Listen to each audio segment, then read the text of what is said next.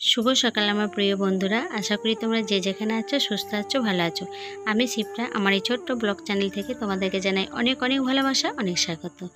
সকালে মুষলধারে বৃষ্টি, তা সত্ত্বেও আমি ব্যাগ গোছাচ্ছি। আর এই ব্যাগ গোছানোর কারণের জন্য তোমাদের সাথে সকালের কোনো কাজ আমি শেয়ার করতে পারিনি। বড়বাড়িতে ধর্মরাজ পুজো, তো তাই আমি বড়বাড়ি যাব। আমার যেদিন ভক্তগামীছি সেদিন যাওয়া হয়নি, তার ছোটো বানামো দিনেও যেতে পারিনি। আজকে হচ্ছে বড় বানামো, কিন্তু আজকে তো যাবই। সকাল থেকে বৃষ্টি হচ্ছে, আমি বলছি বৃষ্টি ব্যাগ গুছিয়ে রাখি, রেডি হয়ে থাকি, হালকা একটু বৃষ্টিটা কমে গেলেই বেরিয়ে যাব। আর দিদির মেয়ে আমাকে ফোন করেছিল যে মাসিমণি আমি কিন্তু বাসে উঠে পড়েছি। আমি বলছি তুই তাড়াতাড়ি আয়, আর তোরটা তো দূর আমারটা কাছে, তাই আমার একটু লেটে বেরোলেও কিছু হবে না। তারপরে দেখো হালকা একটু বৃষ্টি কমার পর তারপর আমি বাড়ি চলে এলাম। আর এদিকে দেখছি বৃষ্টিটা হয়নি, আমাদের ওইদিকে যতটা বৃষ্টি হয়েছে এদিকে হয়তো হালকা হালকা হয়েছে, কিন্তু আবার কিন্তু ভালোই রোদ উঠেছে। আর বাস স্ট্যান্ডে ভাই দাঁড়িয়ে ছিল গাড়ি নিয়ে, ভাইয়ের সঙ্গে আমার মেয়ে এলো, আর দিদি ছেলে আনতে গেছিলো, দিদি ছেলে এলো। আর আমি ওদেরকে বললাম তোরা গাড়িতে চলে যা, আমি হেঁটে হেঁটে চলে যাই। আর হেঁটে হেঁটে আস্তে আস্তে অনেকজনের সাথে দেখা হয়ে গেল, আর গল্প করতে এলাম, বেশ ভালোই লাগলো। আর ঘরে এসেছি, ঘরে এসে মানে রোদটা তো উঠেছে অনেকটাই, মানে ওইদিকে বৃষ্টি হচ্ছে কিন্তু এইদিকে দেখছি ভালো রোদ উঠেছে, হালকা হালকা হয়তো বৃষ্টি হয়েছে। তারপর মা বললো একটু ফ্যানের হাওয়াতে বস, তারপরে জল দিচ্ছি। আর খুব গরম করে গেছে আমাকে, জানো তো, প্রচুর ঘেমে গেছি। মা বললে তো ভাইকে ফোন করে দিতে পারতিস, তোকে আর একবার গিয়ে নিয়ে আসতো। আমি বলছি না থাক, হেঁটে হেঁটে আসি না তো কোনো দিন, ওইদিকে কারোর সাথে দেখাই হয়নি, হয় না, মানে গাড়িতে আসছি এইদিকে, গাড়িতে চলে যায়, দেখা হয় না কারোর সাথে। আর হেঁটে হেঁটে এলাম, অনেকজনের সাথে দেখা হলো, আমার যে ভালো লাগলো। মা আমি ওই জন্যই ভাইটিকে ফোন করিনি, গাড়িতে আমি যে গাড়িটা নিয়ে যাবো। আর দেখো এটা হচ্ছে বিকেলবেলাতে, আর দিদির মেয়েটা চলে এসছে, আর ওর ছেলেটাও চলে এসছে, মানে ছোট্ট পুচকুটা।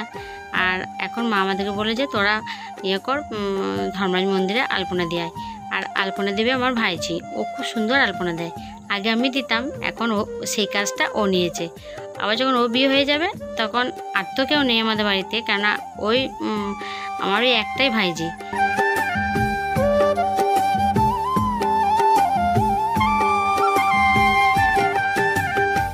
বট গাছটা জানো তো আমার মা বসিয়েছে, এখানে একটা বড় তেঁতুল গাছ ছিল, দিয়ে তেঁতুল গাছটা কেটে দিয়েছে, দিয়ে এখন বট গাছটা বসিয়েছে। আর বট গাছটা বসিয়েছে বলে পুজোর দিনে সবারই খুব ভালো হয়, জানো তো, পুরোটা ছাওয়া হয়ে যায়, মানে অনেক লোক আসে তো বসতে বেশ সুবিধা হয়। আর এখানটায় আমাদের ধর্মরাজ থাকে। আর আজকে যেহেতু বড় বানামো, আজকে ধর্মরাজকে বাইরে মানে বাইরে বের করবে, দিয়ে চান করাতে নিয়ে যাবে। আর বছরে আমাদের একবারই বুদ্ধ পূর্ণিমার দিনেই ধর্মরাজকে চান করাতে যায়, ধর্মরাজ বানেশ্বর এদেরকে। আর আমার বাবা যখন বেঁচে থাকতো না, মানে বেঁচে ছিল না, আমার বাবা 2017 মারা গেছে। আমার বাবা যখন পুজোটা করাতো না, কি ধুম হতো, অনেক ভক্ত হতো, অনেক ঢাক আসতো, অনেক বাড়িতে প্রচুর মানে আত্মীয় আসতো, যত আত্মীয় সবাই আসতো, খুব আনন্দ হতো। কিন্তু যখন থেকে বাবা মারা গেল, আমার বাবা হঠাৎ মারা গেছিলো, হঠাৎ স্ট্রোক হয়ে মারা গেছিলো, দিয়ে তখন থেকে তো সেরকমভাবে আর আত্মীয় বলে না, মানে সেই দিনটা মানে খারাপ লাগে যে, মানে আর আমার বাবার না, মানে যে খুব বয়স হয়েছে, বয়সে মারা গেছে তা নয়, কিন্তু আমার বাবা খুব অল্প বয়সেই মারা গেছে। আর বাবা না হঠাৎই মারা গেছে বলে আমরা সবাই মেনে নিতে পারিনি, জানো তো, মানে ভালো মানুষ, মানে রাত্রে শুয়েছিল, হঠাৎ স্ট্রোক, মানে রাত্রে নয়, দুপুরে খাওয়া দাওয়ার পর শুয়েছে, আর কখন স্ট্রোকটা হয়েছে আমাদেরকে বুঝতেই পারিনি। একবারে যখন বাবাকে ডাকতে যাচ্ছি, মানে বিকাল দিকে, তখন দেখছি স্ট্রোক হয়ে গেছে। তাই সেটা না কেউ মেনে নিতে পারেনি, জানো তো। ওই জন্য ধর্মরাজপুর তো পুজো হয় ঠিকই, কিন্তু খুব একটা জাঁকজমক হয় তা হয় না। কিন্তু আমি যাই, হয়তো পিসিদেরকেও আসে, এই আর কি, মানে টুকটাক, আরও মানে অনেক মানে আত্মীয়কে বলে না। আর দেখো আলপনাটা কত সুন্দর লাগছে দেখতে, খুব সুন্দর আলপনাগুলো দেয়। আমি তাই বলছি যে, আর ভাইজির নাম হচ্ছে সোনু, আমি সোনু তো মানে মেহেদির কোর্সটা করবি, দেখবি খুব ভালো হবে। আর দেখো আমাদের সন্ধ্যাবেলায় ধর্মরাজকে দেখো চান করাতে নিয়ে যাচ্ছে। আর এরা না এবছর 4 জন ভক্ত হয়েছে, আর 4 জন অন্য বছর আরও হয়, এবছর 4 জন হয়েছে। আর বড় বানানোর দিনে না খুব কষ্ট হয় ভক্তদের, জানো তো, বিশেষ করে গরমের দিনে, তো বুদ্ধ পূর্ণিমাটা গরমের দিনে পড়ে। আর এই বড় বানানোর দিনে না, জানো তো, ওরে নির্জল উপোস থাকতে হয়, সকাল থেকে মানে কিচ্ছু খেতে পায় না, মুখের যে থুতুটা সে থুতুটাও ফেলে দিতে হয়, সেটাও গিলতে পারবে না। আর এই গরম, আরও হয়, কিন্তু যারা যারা বয়স্ক তারা বলে এবছর আমাদেরই নিষেধ করলে যে তোমাদেরকে এবছর কামাতে হবে না, ভক্ত কামাতে হবে না, মানে এত রোদ, তারপরে কিছু খেতে পারবে না ওই জন্য। আর এখন ধর্মরাজকে আমাদের মানে চান করাতে নিয়ে যাবে পুকুরে, কিন্তু চান করার ওইটা তোমাদের শেয়ার করতাম, কিন্তু আমি ফোনটা নিয়ে যেতে ভুলে গেছিলাম, দিয়ে ওইটা আমার শ্যুট করা হয়নি, ওই জন্য ওইটা তোমাদের সাথে শেয়ার করতে পারিনি। কিন্তু সামনের বছর যদি সবাই আমি ঈশ্বরের কাছে ডাকছি, বাবা ধর্মরাজের কাছে ডাকছি, সবাই সুস্থ থাকবে, সবাই ভালো থাকবে, তাহলে সামনের বছরে আমি আবার শেয়ার করবো তোমাদের সাথে। আর আরেকটা কথা বন্ধুরা, তোমাদেরকে একটা কথা বলি, আমাদের ধর্মরাজের কাছে না মানে চোখে যদি কারো মানে কিছু সমস্যা হয়, জন্মগত ছাড়া এমনি যদি কিছু সমস্যা হয়, এই ধর্মরাজ মন্দিরে ভালো হয়ে যায়, এটা গ্যারেন্টি। দেখবে কালকে কত লোক আসবে, মানে যাদের মানে ভালো হয়েছে তারা তো সবাই, ওদের মনোবাসনা যাদের পূর্ণ হয়েছে তারা তো আসবে। মনে করো আমাদের মন্দিরে অনেক আসে, অনেকজন আসে গো।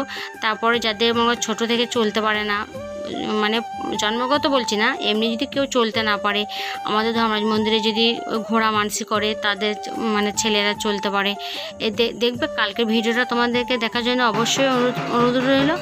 যদি আমার ভিডিওটা কালকে যদি দেখো তোমরা, তাহলে বুঝতে পারবে যে হ্যাঁ সত্যি এখানে কি উপকার হয় বা কি ভালো হয়। কত সোনা চোখ পড়ে জানো তো, সোনা চোখ পড়ে, আয়না পড়ে, তারপরে পাঁঠা পড়ে, মানে যাদের ভালো হয় তারা।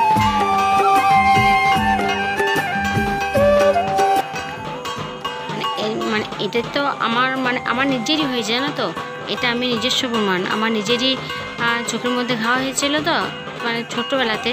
তারপর এই ধর্মরাজের কাছে আমাদের ওষুধ মানে লাগাতে হয়, খেতে হয় না, লাগাতে হয়, মানে কোনো একটা শিকড় চোখের মধ্যে বুলিয়ে দেয়, মানে 3 রবিবার নিতে হয়, ভালো হয়ে যায়। মানে বিশ্বাস, সব কিছুরই বিশ্বাস মনে করো, মানে কোনো ডাক্তারকে দেখাতে গেলে কোনো ডাক্তারকে সেখানেও একটা বিশ্বাস চাই, কোনো ঠাকুরকে দেখাতে গেলে সেখানেও বিশ্বাস চাই। বিশ্বাস না থাকলে কিন্তু কিছু হয় না জানো তো, বিশ্বাস হলে সব কিছু হয়। তাই বলছি, যদি কারো কিছু সমস্যা হয়ে থাকে, অবশ্যই তোমরা আমাদের ধর্মরাজ মন্দিরে আসতে পারো, অবশ্যই ভালো হয়ে যাবে।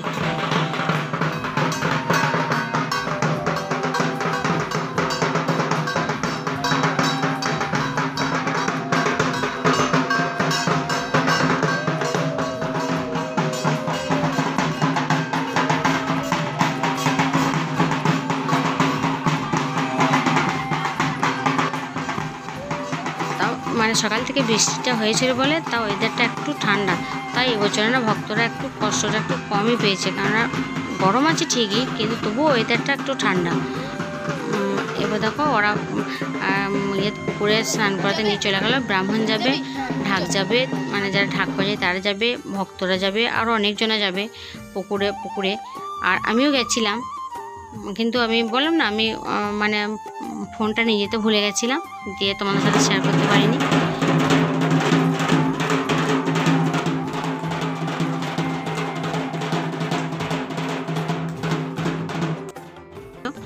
আর দেখো চান করিয়ে ঘরকে চলে এসছে, আর ঘরে না ঢাকটা বাজাচ্ছে, আর আমার ভাইপো আর বোনজির ছেলেটা নাচছে।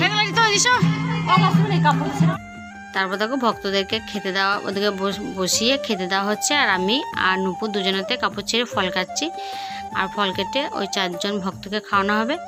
আর এদিকে যারা ঢাক বাজাচ্ছে ওরা 2 জন ভাত খাবে, ওদেরকে তোরা ভাত দিয়ে দিয়েছে, আর আমি আর নুপুর কাপড় ছেড়ে ভক্তদেরকে খাওয়াচ্ছি। আর তাহলে চলো বন্ধুরা, আজকের মতো আমি ভিডিওটা এখানে রাখছি। ভালো লাগলে অবশ্যই লাইক শেয়ার কমেন্ট করবে, আর অবশ্যই তোমরা কালকের ভিডিওটা দেখবে, তাহলে বুঝতে পারবে আমাদের ধর্মরাজ কতটা জাগ্রত।